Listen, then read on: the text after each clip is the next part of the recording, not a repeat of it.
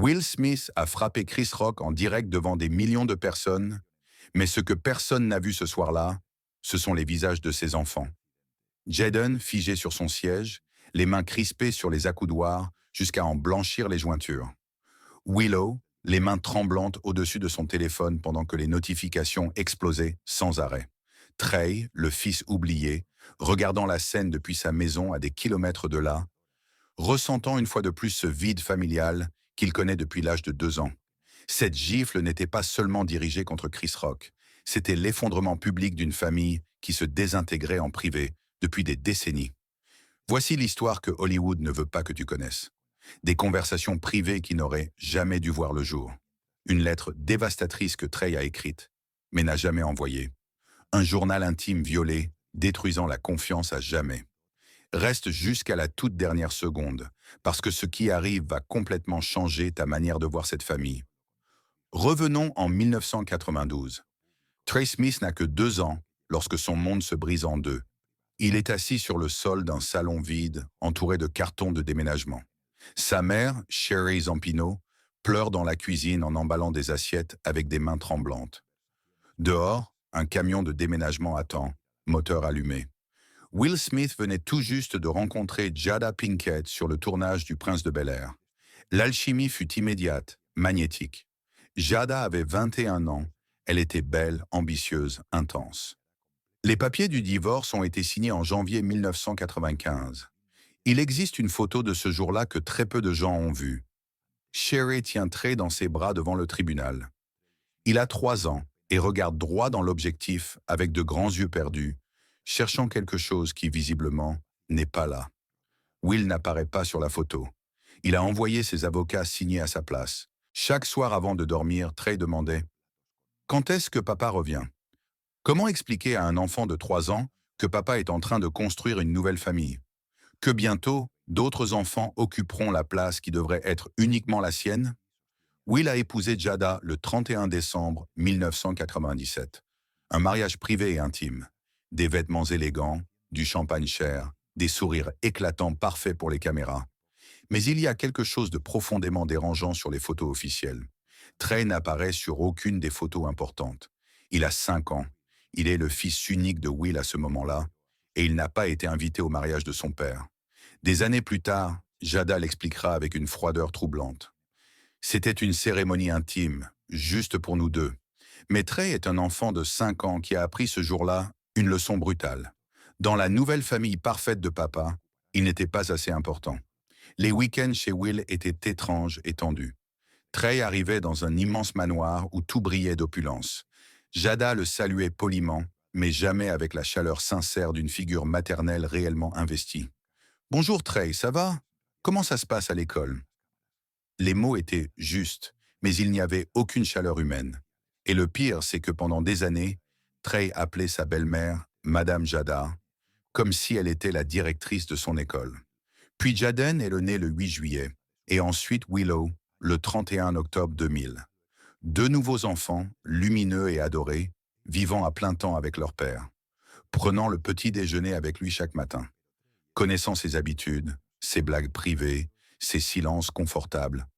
Trey, à 8 ans, ne venait que le week-end et était pratiquement un fantôme. Jaden recevait le dernier jouet technologique. Willow accaparait toute l'attention, et Trey souriait poliment depuis le coin du canapé. Mais un enfant de 8 ans ne devrait jamais avoir à comprendre tout cela. Il y a un détail de 2003 qui te brisera le cœur. Quand Trey avait 11 ans, il a fait un dessin à l'école. La maîtresse avait demandé de dessiner sa famille en train de faire quelque chose qu'ils aimaient ensemble. Trey a dessiné 3 personnes, lui-même, sa mère Sherry avec un sourire et un espace vide là où son père aurait dû être. Mais il ne l'a pas laissé complètement blanc. Il a dessiné une ombre, une silhouette sombre et floue, comme un fantôme. Quand la maîtresse lui a demandé qui était cette figure, Trey a répondu « C'est mon papa, mais je ne sais pas bien le dessiner parce que je ne le vois presque jamais en vrai. Ce dessin existe toujours. Sherry l'a gardé dans une boîte à chaussures. Elle ne l'a jamais montré à Will. En 2008, Trey a 16 ans, l'âge où l'on a le plus besoin de son père. Will est en Australie pour tourner un film. Jaden l'accompagne, vivant l'aventure père-fils. Trey, lui, est à Los Angeles, prenant le bus, douloureusement invisible aux yeux de son père célèbre. Un jour, Trey publie un court message sur Facebook. Parfois, être le fils oublié fait encore plus mal que de ne pas avoir de père. Il le supprime 10 minutes plus tard, mais quelqu'un en a fait une capture. Mais il y a plus, quelque chose que presque personne ne connaît. Il existe un enregistrement audio d'une conversation entre Trey et sa mère datant de 2011. Il a été enregistré par accident. Il dure 23 minutes. Il n'a jamais été publié. Sur cet enregistrement déchirant, Trey pleure. Un jeune homme de 19 ans sanglotant comme un petit garçon. Et il dit à sa mère quelque chose de dévastateur. Maman, je suis allé à la grande maison pour l'anniversaire de Willow. Il y avait une 50aine de personnes, des photographes professionnels. Et quand je suis arrivé, papa m'a serré très fort devant toutes les caméras. Mais quand les caméras se sont éteintes, il s'est éloigné de moi comme si j'étais un inconnu. Il ne m'a même pas demandé comment j'allais vraiment.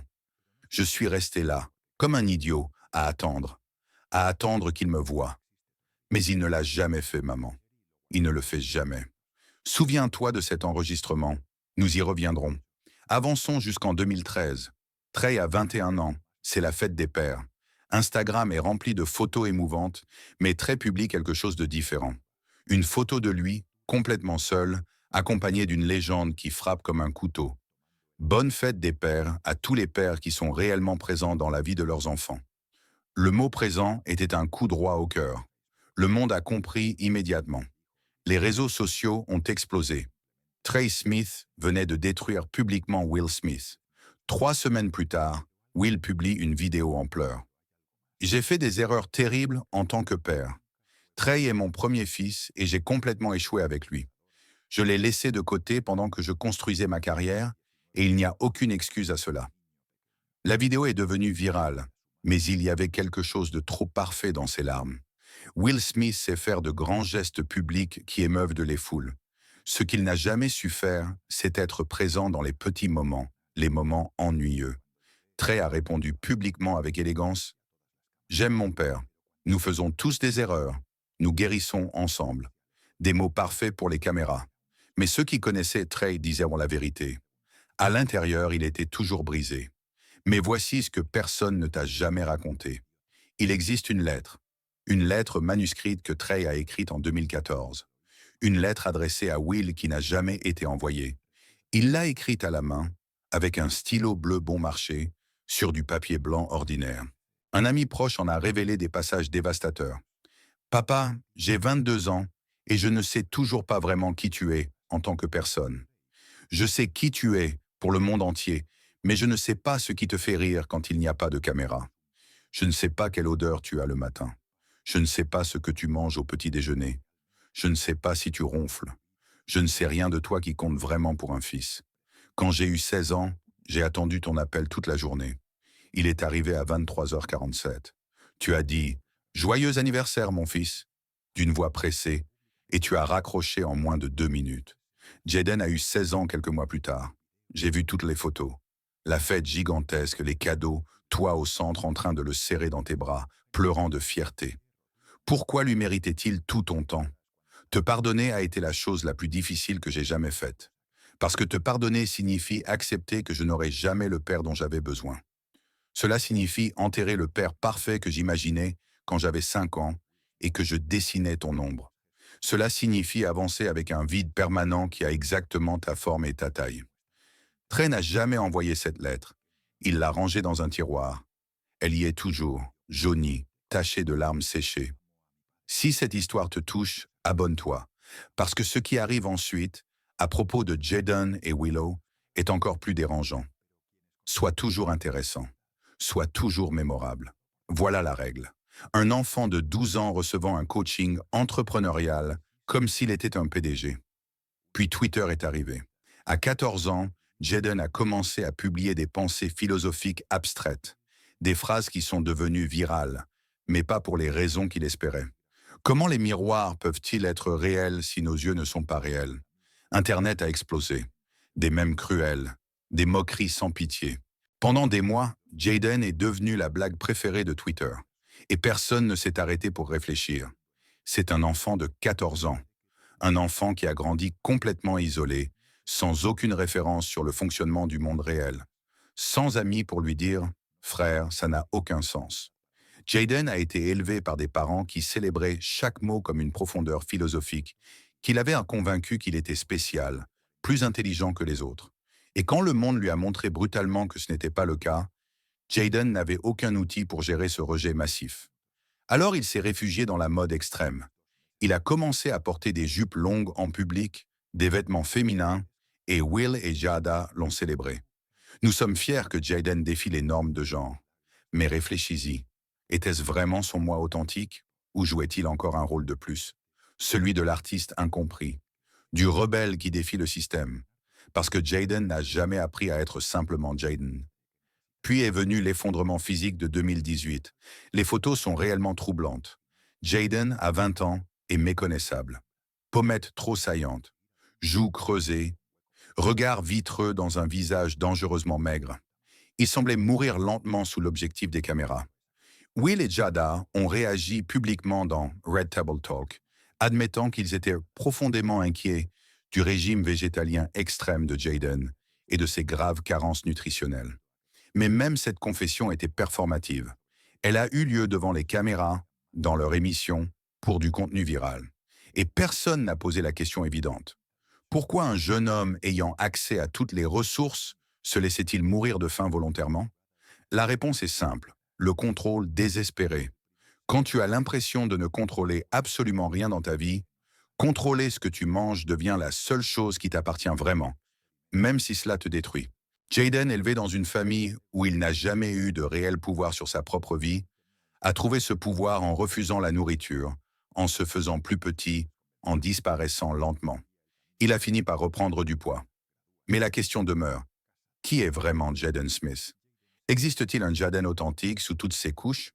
Lui-même semble ne pas le savoir. Dans des interviews récentes, Jaden dit « C'était unique, c'était une bénédiction ». Mais son langage corporel raconte une autre histoire.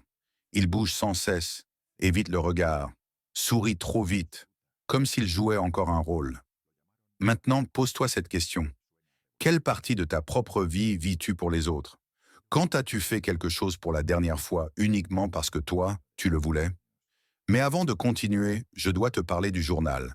Quand Jayden avait 13 ans, en 2011, Will lui a offert un journal intime. Un magnifique carnet en cuir italien avec les initiales JCS gravées en or. Pour que tu puisses écrire toutes tes pensées les plus profondes, lui a dit Will avec fierté. L'intention était bonne et Jayden était sincèrement enthousiaste. Enfin, il avait un espace privé, un endroit où il pouvait être honnête sans conséquence. Il a utilisé ce journal religieusement pendant des mois.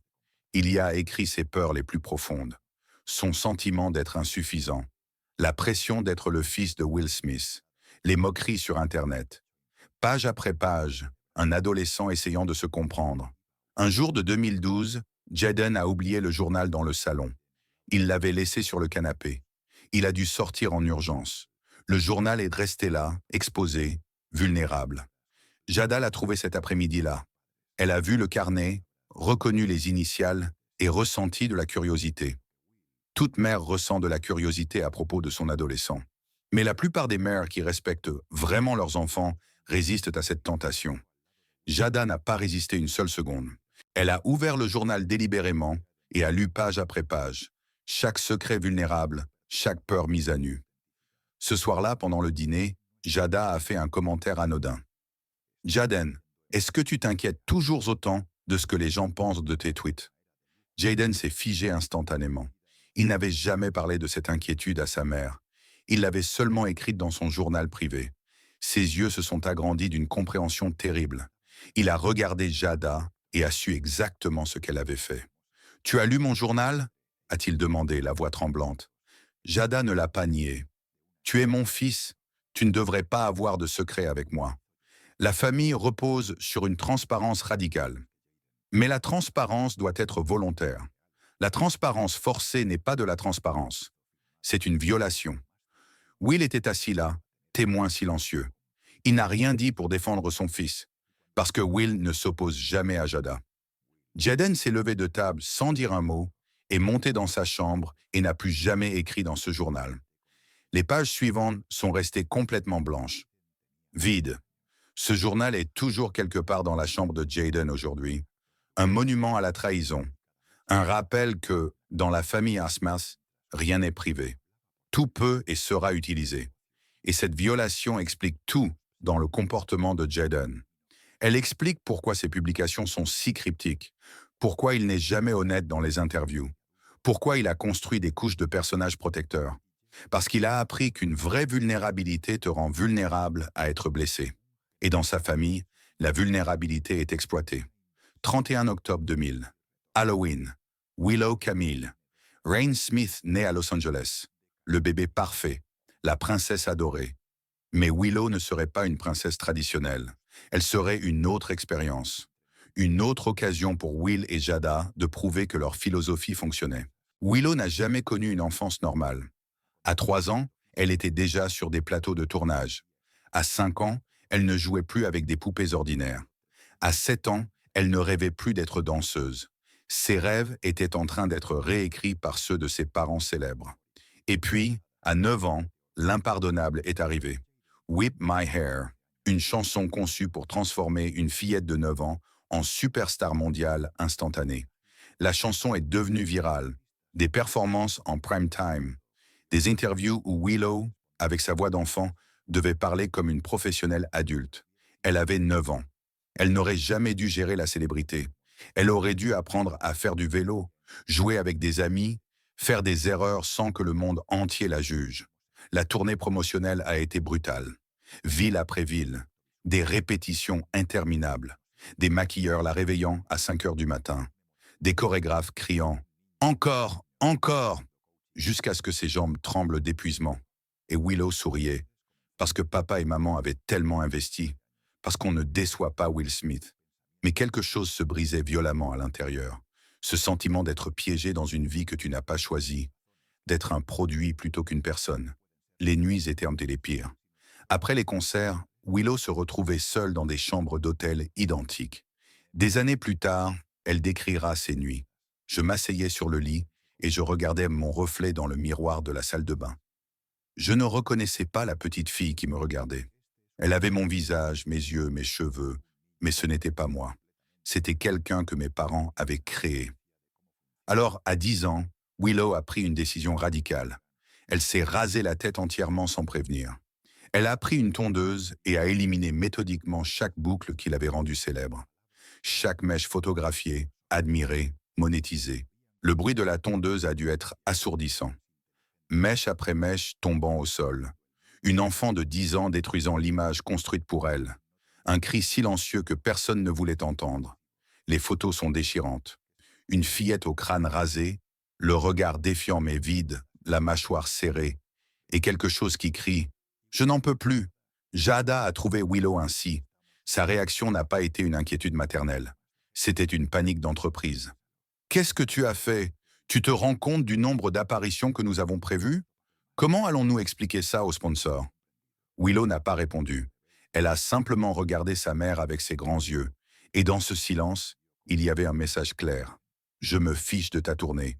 Ce corps est le mien. » Des années plus tard, Willow l'expliquera elle-même. « J'avais l'impression de n'avoir aucun contrôle sur ma vie. Chaque décision était prise par d'autres. Où aller? Quoi chanter? Quoi porter? Me raser la tête était la seule façon de reprendre un peu de pouvoir. C'était du désespoir pur. » Jada pleurait pendant que Willow parlait, mais même ses larmes semblaient calculées. Parce que c'était filmé, parce que c'était du contenu viral pour Red Table Talk. Will et Jada ont annulé la tournée. Il y a eu un communiqué sur le soutien à l'autonomie créative de Willow. Mais il n'y a jamais eu de véritables excuses. Pas de « nous avons eu tort avec notre fille de 9 ans ». Et le mal était déjà fait. Parce que quand tu as 10 ans et que ton seul acte d'autonomie est de te détruire symboliquement, tu apprends quelque chose d'horrible. Que pour être entendu, tu dois te faire du mal. Et cette leçon ne disparaît jamais. Les cicatrices sur les bras de Willow sont bien réelles. De petites lignes blanches qu'elle essaie de cacher avec des bracelets à l'intérieur de son avant-bras gauche. Des lignes parallèles, témoignage permanent d'une enfant qui n'a trouvé aucune autre issue. Will n'était pas présent lors de cet enregistrement. Plus tard, il a publié un message sur Instagram parlant d'amour inconditionnel et de fierté. Mais il ne s'est jamais assis devant une caméra pour dire « J'ai échoué, j'ai poussé ma fille de 9 ans vers la célébrité et je l'ai brisée ». Reconnaître cela reviendrait à admettre que sa philosophie éducative a été un désastre. Et Will Smith n'admet pas les désastres. Ce que Willow a décrit correspond parfaitement au mécanisme du traumatisme infantile. Quand ton enfance est volée, quand on te force à grandir trop vite, ton corps devient le dernier espace vraiment privé. Te faire du mal devient une manière tordue de revendiquer la propriété de toi-même. En 2021, Willow a sorti un album intitulé « Lately I Feel Everything ». Les paroles sont d'une honnêteté brutale. Une chanson contient cette phrase dévastatrice « Je ne peux pas être ce que tu veux que je sois. Je suis trop brisé pour être ton rêve. J'ai fait semblant d'être quelqu'un, mais je ne sais pas qui je suis censé être. » Une jeune femme de 21 ans qui admet ne pas savoir qui elle est, que toute sa personnalité a été une performance, que sous le personnage, elle n'est même pas certaine qu'il reste quelqu'un de réel. Et toute cette fracture familiale, toute cette douleur accumulée pendant des décennies, allait exploser de la manière la plus publique et la plus humiliante possible. Et quand cela arriverait, le monde entier verrait enfin les fissures que cette famille avait cachées pendant des années. Pour comprendre la gifle des Oscars, il faut connaître le secret qui explique tout. Will et Jada vivent dans un mariage mort depuis des années. Ils ne dorment plus ensemble depuis 2016. Ils vivent dans des maisons séparées, mais maintiennent la façade, parce que divorcer signifierait admettre l'échec. Puis est arrivé Auguste, un jeune chanteur et ami de Jaden. Jada, alors âgé de 42 ans, a entamé une relation avec lui. Auguste avait 23 ans. En 2020, Auguste a parlé publiquement. Will et Jada ont alors organisé ce tristement célèbre épisode de Red Table Talk. Jada, avec Will détruit assis à ses côtés, a qualifié la relation d'enchevêtrement. Will a essayé de rire, mais son visage racontait une autre histoire. Des yeux morts, vides, le visage d'un homme humilié publiquement. Pour Jaden et Willow, cette révélation a été une bombe nucléaire. Auguste était quelqu'un de proche. Leur mère avait trahi cette confiance de la manière la plus grotesque. Il existe un troisième enregistrement, capturé en 2020 pendant la pandémie. Un employé a enregistré un mémo vocal et a oublié de l'arrêter lorsque Will et Jada ont commencé à parler. Le téléphone a capté des fragments. Jada, Willow a demandé si elle pouvait prendre une année sabbatique, juste se reposer. Will, pourquoi faire? Pour faire quoi? Jada, rien, juste être. Elle dit qu'elle est fatiguée.